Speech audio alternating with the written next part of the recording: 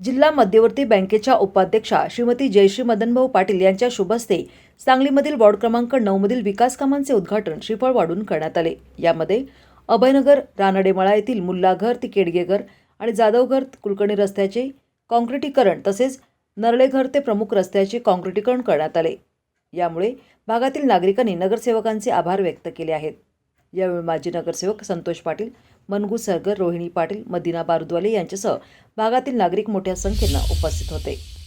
Ward क्रमांक 9 मधील अभयनगर येथील रानडेमळ्यामधील हा जो परिसर आहे, या परिसरामध्ये सर्व नागरिकांची मागणी होती की इथं ड्रेनेज ॲक्टिवेट व्हावं।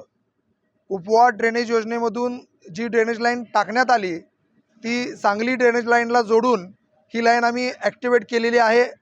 ड्रेनेज झाल्यानंतर इथले रस्ते खराब झाले होते, त्यामुळे सर्व नागरिकांची मागणी होती की रस्ते व्हावेत।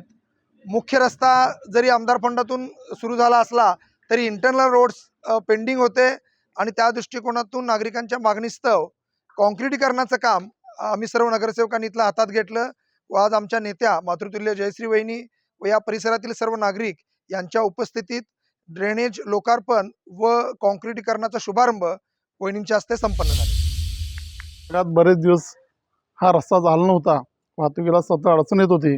ड्रेनेजही झालं व रस्त्याचं आज काँक्रीट चालू आहे आणि हे काम केलं जसं त्यांनी या भागातलं काम केलं याबद्दल मी या ग्रामस्थांच्या वतीनं त्यांचं अभिनंदन करतो।